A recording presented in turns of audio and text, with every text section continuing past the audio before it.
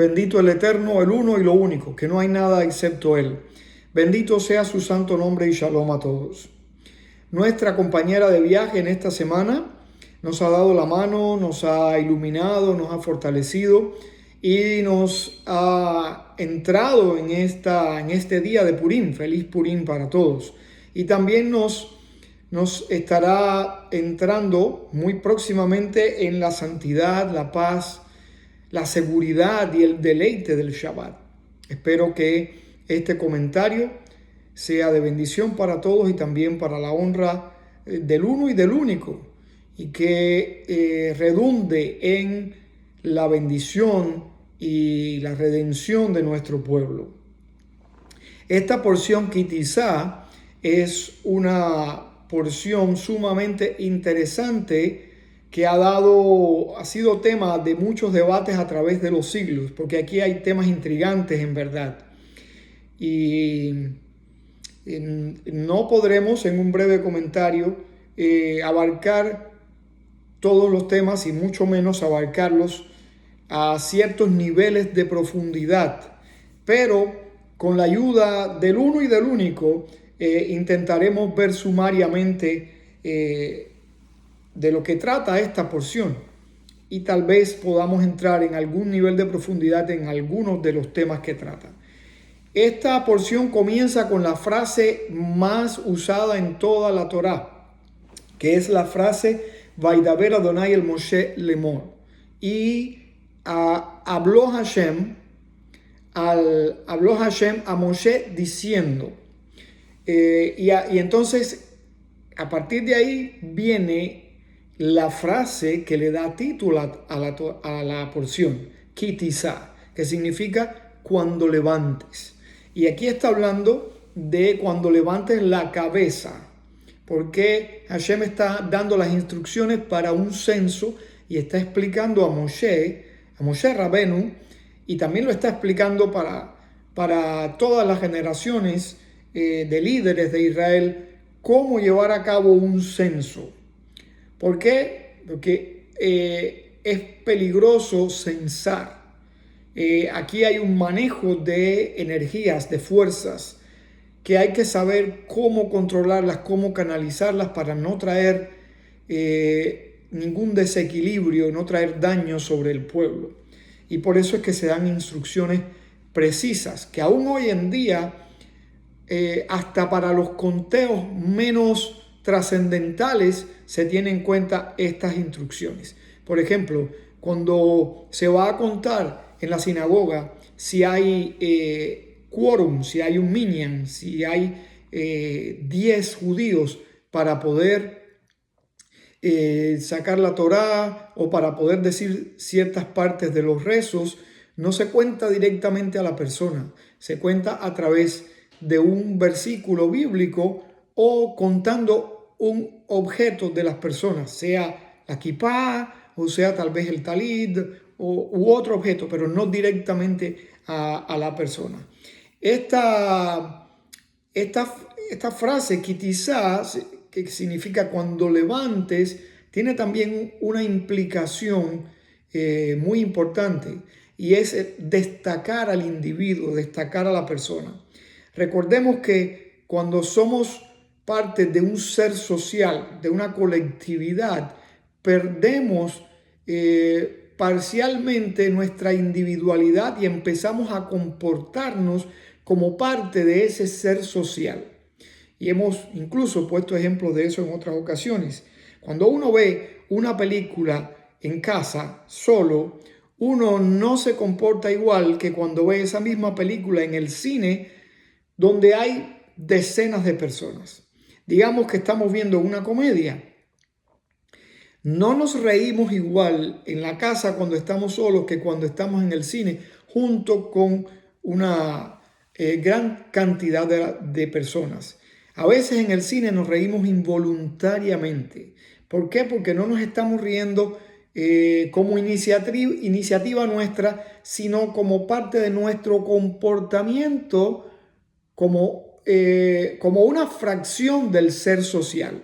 Los demás se ríen, alguien inicia la risa o tal vez espontáneamente un grupo de personas inicia una risa y eso se extiende a toda la colectividad, porque nos comportamos como un ser social más que como un ser individual.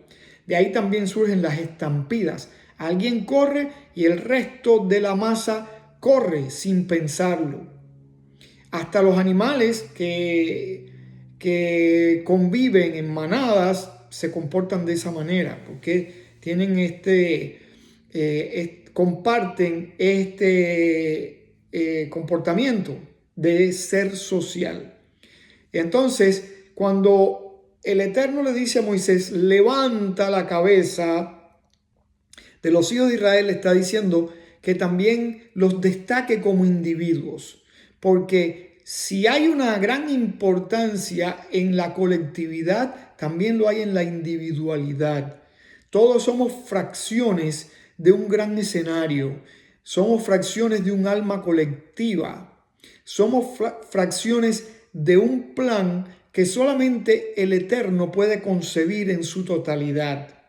Y eso tiene una gran importancia. Pero también tenemos importancia como fracciones, porque si falta una fracción, la colectividad pierde su sentido. El mundo no estaría completo sin uno de nosotros. Así como la Torá, que tiene más de 600,000 letras, no estaría completa, no sería kasher si le falta una. Así el universo pues no estaría completo si uno de nosotros faltase, lo aleno. Si nuestro aporte, si nuestro significado como fracción, como granito de arena, no está formando parte de ese panorama. Entonces, el individuo también es importante y también le da sentido al todo. Y por eso el Eterno le da esta instrucción a Moshe de que levante la cabeza, le dé su momento de gloria a cada individuo. ¿Y cómo haría esto? Bueno, a través de un medio shekel de plata. Y una vez más aquí, este medio shekel resalta esta idea de la que estamos hablando. ¿Por qué el individuo no debe colaborar con un shekel entero, sino con medio shekel? Dándonos a entender que independientemente de que el mundo no estaría completo sin nosotros, tampoco nosotros estamos completos sin el resto de la humanidad, sin el resto de la colectividad a la cual pertenecemos. Cada uno de nosotros es medio shekel. Necesita completarse con el aporte de los demás y sobre todo con la presencia divina, con el uno y el único. Y vamos a abundar brevemente en esto, solamente un poquito más en esto. El medio shekel de plata representa, y la plata está haciendo alusión a qué. Acuérdense que la plata representa el tzadik, representa el nivel más alto, así como el oro representa un nivel intermedio, porque el oro tiene visos del cobre, que es un material rojizo. Lo rojo representa la geburá, la restricción, representa también los rastros de energía negativa, mientras que la plata representa la pureza, es decir, representa el nivel en que hay mucho menos tal vez la ausencia total de esos rastros de energía negativa. Entonces, el medio shekel debía ser de plata porque está haciendo expiación por las almas que están siendo contadas. Y el medio shekel es la mitad de 20 geras. Es decir, el shekel completo son 20 geras. Y rectifico acá. Ok, siendo el mismo 20 gerá, dice el texto. Perdón que me salí de la pantalla. 20 geras o gerá era el total. ¿Cuál es la mitad de 20? 10. ¿Qué representa el número 10? Lo completo. ¿Cómo es posible que si es medio shekel esté identificado por un número que representa lo completo? Porque este oxímoron, esta aparente contradicción nos está enseñando esto, que el individuo tiene un aporte necesario. El mundo estaría incompleto sin uno de nosotros. Lo aleno, que no faltemos. El mundo estaría incompleto. De ahí que este medio, esta parte incompleta, está representada por un número que representa lo completo. Pero al mismo tiempo, la idea de ser la mitad, de estar incompletos, significa, como hemos dicho antes, que no podemos creer que lo tenemos todo o que no necesitamos del resto de la creación. En primer lugar, cada individuo necesita el otro 50%, porque Dios nos formó varón y hembra.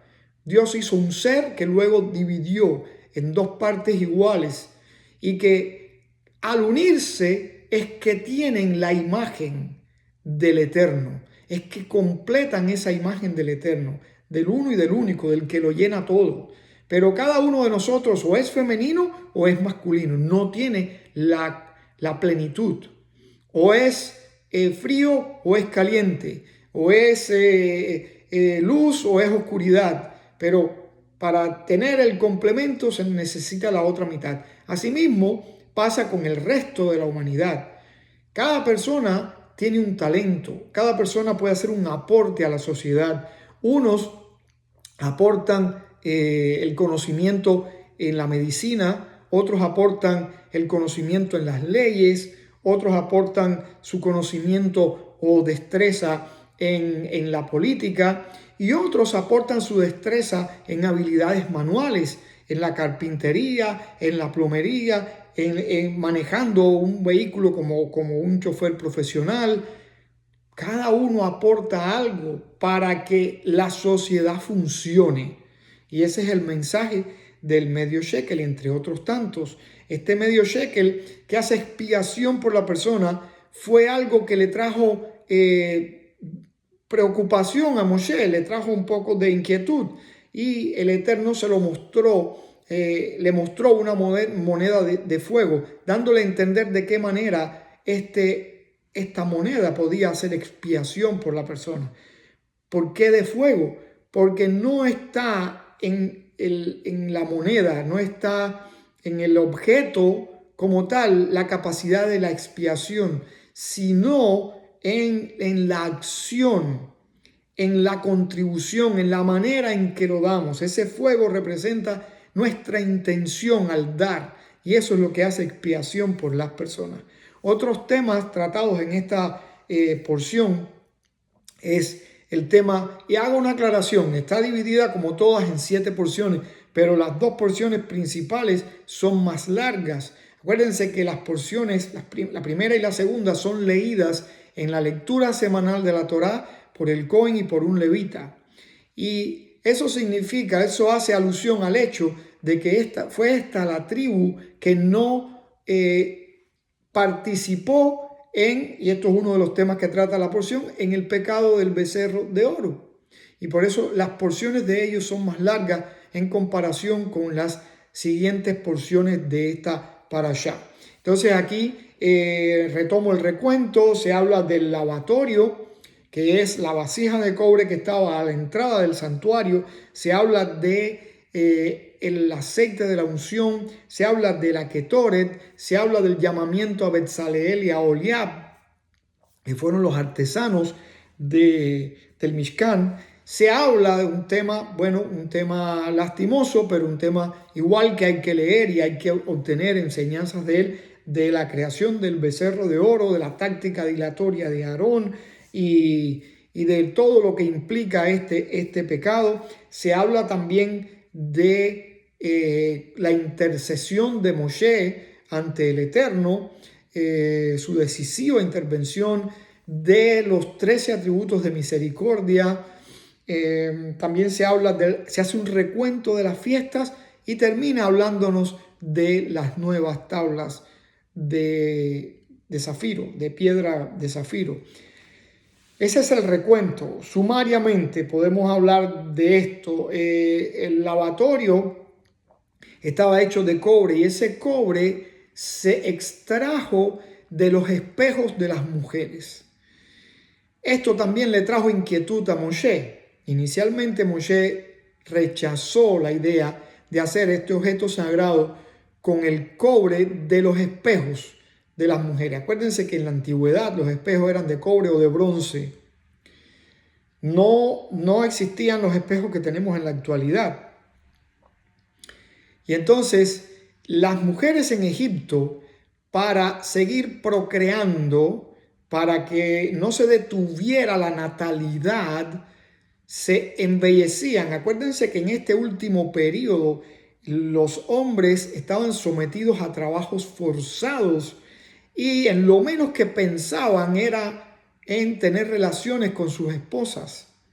Y las esposas que tenían una visión a largo plazo, que estaban mirando más allá de las circunstancias presentes, de las dificultades del momento, y estaban considerando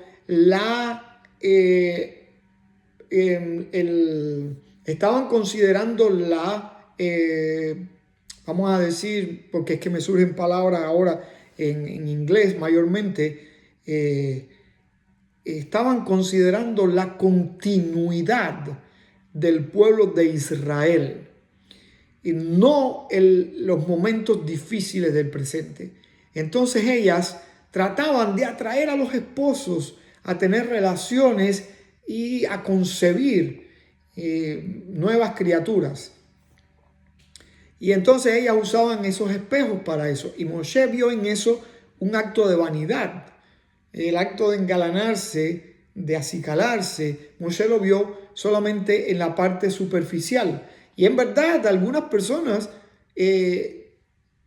pues se engalanan, se acicalan como un acto de pura vanidad. Pero no era el caso de estas mujeres o de la mayoría de estas mujeres, que lo hacían pensando, como dije, en la continuidad del pueblo de Israel. Y estas mujeres se acicalaban y salían. A veces los esposos ni siquiera llegaban a las casas. Y las mujeres salían y los encontraban en el campo. Y allí pues los alimentaban y tenían intimidad con ellos y así concebían. Y a esto hace alusión el versículo del Cantar de los Cantares que dice, debajo de un manzano donde te concibió tu madre. Hace alusión a este acto de estas mujeres piadosas, que no estaban buscando solamente una satisfacción carnal, sino cumplir esta sagrada misbah. Y de ahí que el Eterno le recalcara la instrucción a Moshe Rabenu, le insistió en que tomara esos espejos e hiciera este lavabo con esos espejos. Y este lavabo cumplía una función importantísima, porque lo primero que tenía que hacer un Cohen cuando entraba al santuario para cumplir sus tareas diarias era lavarse con las aguas que estaban contenidas en ese lavabo. Similar a lo que hacemos hoy en día cuando entramos en el santuario del día, que es un santuario en el tiempo. Cuando entramos en el santuario del día, cuando nos levantamos, lo primero que hacemos es lavarnos las manos. Solo nos lavamos las manos porque es algo más simbólico, puesto que no estamos oficiando en un santuario físico.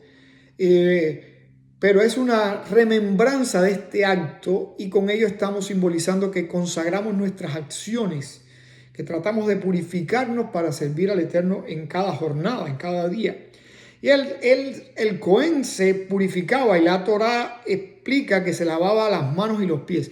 Y esto era algo muy particular, porque tenía que ser al momento que ponía la mano derecha junto al pie derecho y se las lavaba simultáneamente, tal vez sentado, o tal vez en un ejercicio de equilibrio extraordinario, pero se lavaba la mano derecha y el pie derecho y después la mano izquierda y el pie izquierdo para entrar al santuario. Y eso lo hacía con el agua que contenía el cobre que se extrajo de estos espejos. Pero antes de eso, lo primero que hacía el Cohen, y esto la Torá no lo dice, pero es algo que hasta cierto punto es hasta lógico. Cuando el Cohen se acerca al lavabo, ¿qué es el agua? Es un espejo. También hablamos de manera figurada cuando decimos el espejo de agua, porque cuando uno se mira en un lago, en un charco, eso refleja nuestra imagen, porque el agua es un espejo. Y esto es un ejercicio de introspección. Y hace una conexión con la función que tenía ese cobre antes de convertirse en un lavabo. Era un espejo, las mujeres se miraban en él. Las mujeres se miraban para engalanarse, pero el Cohen se miraba para hacer una introspección, para revisar su conciencia antes de entrar al lugar sagrado. Y eso también es algo que nosotros podemos traspolar a nuestros días. Y cuando nos levantamos debemos hacer esta preparación mental, esta introspección y prepararnos para servir al Eterno. Aquí se habla del aceite, del incienso, que no se debían repetir estas fórmulas para uso privado. Y no voy a poder hacer un análisis exhaustivo de esto. Tomaría mucho tiempo. Tampoco del llamamiento de Betzaleel, que es una figura cimera, este artesano, capacitado directamente por el Eterno y llamado para esta obra, junto con Aholiab. Habría mucho que decir de esto. Y podemos adentrarnos brevemente en el pecado del becerro de oro, del que también habría mucho que mencionar. ¿Por qué un becerro? Y cómo llegó, cómo aconteció esto. Podemos hacer análisis de cosas que nos sirven en el presente. El pueblo se equivocó en el cálculo, el pueblo se desesperó y quiso reemplazar a Moshe, no a Dios, sino a Moshe. Esto tiene mucho que ver con nuestra tendencia a la inmediatez, a querer las cosas inmediatamente. Y eso nos lleva a cometer muchos errores. Presumiblemente se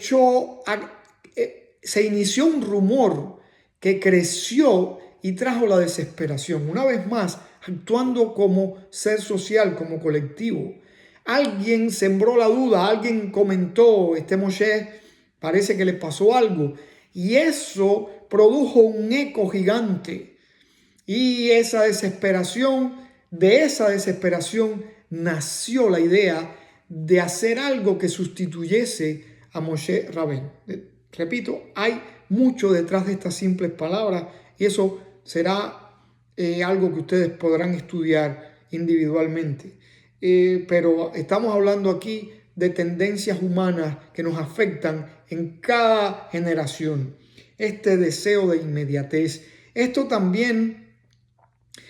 y no voy a hablar del cálculo, pero calcularon mal, se adelantaron por un día, tal vez por menos de un día, cuestión de horas, pero eso los llevó a este desespero y a esta idea fatal del becerro de oro y a todo lo que implicó este pecado que puede equipararse con el pecado de Adán y Javá. No abundaremos en eso, pero tiene una similitud en la trascendencia del pecado. Pero repito, aquí el problema está en ese deseo de obtener las cosas inmediatamente y en esa necesidad de algo visible, de algo tangible, porque el abstracto nos afecta. Como no podemos darle forma, nos afecta. Esto tiene que ver con nuestros niveles de conciencia y explico brevemente. Nosotros tenemos un nivel de conciencia bastante limitado. Tenemos un nivel de subconsciencia y tenemos también niveles de inconsciencia. Pensemos, por ejemplo, en el universo que habitamos. Nosotros tenemos conciencia dada los avances tecnológicos, los avances de la ciencia y la técnica, hasta los horizontes del universo, pero no tenemos en lo absoluto idea de qué hay más allá de esa frontera. Está el infinito, pero el infinito es indefinible. Eso es lo que nos pasa con Dios. Es una idea que no podemos asir, porque es infinita y nosotros somos seres limitados. Nosotros tenemos conciencia de muy pocas cosas. Y incluso nuestro nivel de conciencia es deficiente porque tenemos una idea defectuosa de las cosas. Y eso básicamente es lo que refleja la escena de la visión de Moisés en el monte Sinaí. Esa idea de la gloria de Dios pasando delante de él y él ver sus espaldas, eso nos está hablando de nuestro nivel defectuoso de conciencia, de que no tenemos una idea exacta, plena de la realidad, que es esa gloria inacible. Solo vemos en el pasado, vemos la espalda, vemos los efectos de las cosas y no tenemos una idea de la infinita dimensión de la realidad. Eso es lo que le estaba transmitiendo Dios a Moshe allí.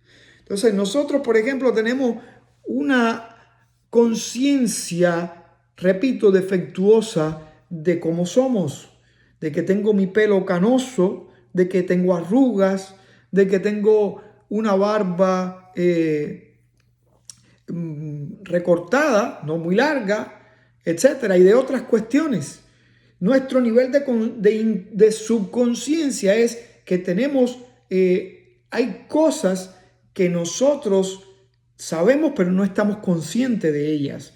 Cosas que tienen que ver con el funcionamiento de nuestro cuerpo, cosas que tienen que ver con las circunstancias donde nos movemos, que nuestro cerebro capta cosas a nivel subconsciente, pero no estamos plenamente conscientes de ellas. Y hay otras cosas que simplemente escapan a nuestra conciencia. Ese es el nivel de inconsciencia absoluto. Ahora mismo nosotros no sabemos nosotros no sabemos cuántas células tiene nuestro cuerpo. Nosotros no sabemos a qué ritmo está latiendo nuestro corazón. Nosotros no sabemos cómo está ocurriendo el intercambio de oxígeno en nuestros alvéolos, en nuestros pulmones. Hay muchas cosas que escapan simplemente a nuestro nivel de conciencia y otras que están parcialmente en nuestra conciencia, es decir, están en el campo del subconsciente y el cerebro actúa a veces sin que nosotros sepamos, tomando decisiones, mandando mensajes, dando órdenes al resto de nuestro organismo o captando cosas que vienen de fuera y que a veces actuamos en respuesta sin ni siquiera saber por qué lo hacemos. ¿Y por qué hablo todo esto? Porque de este fenómeno es que nace el deseo de cosas que sean visibles, tangibles, que tengan límites, que podamos definir. Esa era la dificultad de aceptar el maná. Y en eso se basa el éxito de la idolatría. Porque en la actualidad a veces nos preguntamos, pero ¿cómo es posible que haya gente que crea en cosas que no tienen sentido? ¿Cómo hay personas que pueden creer que de un objeto de barro, de madera, de metal, de piedra, pueda salir un poder que pueda cambiar su vida, que pueda influir en su vida? El éxito de la idolatría siempre ha dependido de esta necesidad del ser humano de algo tangible. La idea de Dios es algo que sobrepasa nuestras capacidades. Y aunque aquí ellos no estaban tratando de reemplazar a Dios, repito eso porque es importante, sino de reemplazar a Moshe Rabenu, el líder, el intermediario. Repito, esta es una necesidad del ser humano, un intermediario entre Dios y nosotros, porque nos parece, por eso el pueblo le pidió a Moshe, no, sube tú, habla tú con Dios. Y a la vez necesitaba de ese Moshe que trajera la respuesta, que trajera el mensaje, la instrucción de la voluntad divina. Y aquí querían reemplazar eso. Yo conozco gente que son idólatras. Y les digo, he visto, a veces veo objetos en los que ellos creen. No porque busque verlos, sino porque las circunstancias me han llevado a verlos. Y me he hecho esa pregunta, ¿cómo esta persona puede creer en esto? ¿Cómo puede hacer sacrificios ante esto? ¿Cómo puede invertir a veces cantidades enormes de dinero en crear esto y en servir a esto? Y esta es la necesidad de la mayoría de las personas, algo visible. La idea de Dios es algo demasiado grande y abstracto, y entonces esto suple esta necesidad. Un objeto que, si muchos de ellos están conscientes de que no es como tal la fuente de estas fuerzas divinas, pero por lo menos lo ven como el canal, y algunos que son un poquito más entendidos, pues están conscientes de eso y lo usan como canales, pero aún así no tenemos necesidad de nada, de ningún intermediario. El Eterno nos ha abierto las puertas para tener acceso a Él, y esa puerta la descripción de esa puerta, el trazado del camino para acercarnos al Eterno es la Torá. La Torá significa instrucciones, direcciones para guiarnos. Y no necesitamos otra cosa que no sea eso. Y confianza en que, aunque no lo entendamos, aunque no lo percibamos, que escape a nuestra capacidad, Él está ahí. Él nos escucha, Él nos provee, Él nos defiende. Plena confianza y seguir sus instrucciones. Esta es la gran enseñanza que podemos extraer de esto. Y el becerro salió voy a hacer un brevísimo recuento histórico. Cuando el pueblo salió de Misraim, había sobre ellos una promesa por cumplir: traer con ellos los huesos de Joseph Atzadik. Y la misión la cumplió Moshe. Consultaron a Tzera, la hija de Asher, que era una profetisa, y ella dijo dónde estaban. Y Moshe fue. Y acuérdense que en la bendición de Jacob, Joseph fue comparado con un toro, y Moshe usa esa palabra. Un toro es la misma imagen de un becerro, lo que con menos edad. Y Moshe pronunció estas palabras frente al Nilo: no podemos salir si tú no nos ayudas, si no podemos cargar con tus huesos. El toro es del que habló Moshe al llamar así a Joseph, es lo que después terminó siendo este becerro. Porque hay un midrash que dice que Moshe escribió no lo habló, sino que lo escribió. Unos dicen en un pergamino, otros dicen en una placa metálica. La lanzó al Nilo y el ataúd flotó. Y que posteriormente Mica, que es una persona que está en historias paralelas a la historia bíblica, y ustedes pueden encontrarla en los midrashim, tomó este pergamino o esta placa y la lanzó, así como Aarón lanzó el oro al fuego, porque Aarón no quería definir nada. Este individuo lanzó esta placa o este pergamino, y ese conjuro, por decirlo de alguna manera, hizo que el oro tomara la forma de un becerro. Y no solamente eso, sino que saliera caminando del fuego.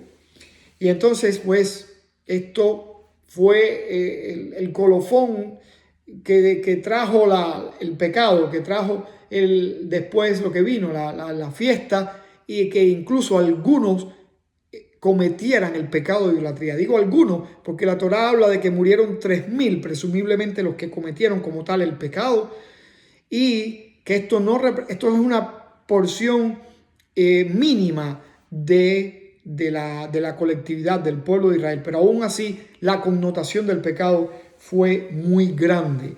Después viene Moshe quiebra las tablas, viene el recuento de las fiestas y viene la instrucción de crear las nuevas tablas. Y aquí hay una enseñanza alentadora.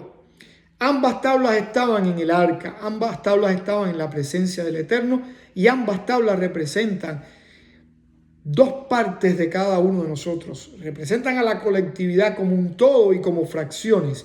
Y también como en nuestra parte fraccionaria representan el hecho de que tenemos caídas, de que tenemos quebrantos, de que a veces nos rompemos, pero siempre tenemos la posibilidad de recomponernos.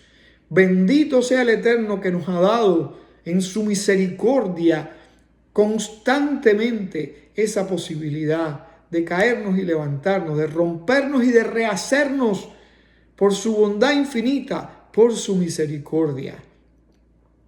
Y esa nota alentadora está al final de esta porción, que si bien cuenta este tropiezo grande, también cuenta este levantarse, esta posibilidad de levantarse, y también nos enseña estos 13 atributos de la misericordia divina. Esta fórmula que el Eterno le dio a Moshe para que apelemos a ella en nuestras dificultades, en nuestros quebrantos y en nuestras caídas, y podamos rehacernos. Pero al mismo tiempo las tablas fraccionadas representan las cicatrices de nuestras caídas para mantener ese mensaje en nuestra conciencia, para que nunca se nos olvide de dónde vinimos, para que nunca nos creamos que nosotros sabemos algo o podemos algo, porque somos seres muy limitados, y es solo gracias a la misericordia, a la intervención divina, a su gracia infinita, que podemos recomponernos, que podemos existir, y que podemos también poner nuestro aporte como individuo, como fracción en la colectividad. Bendito sea su nombre y shalom a todos.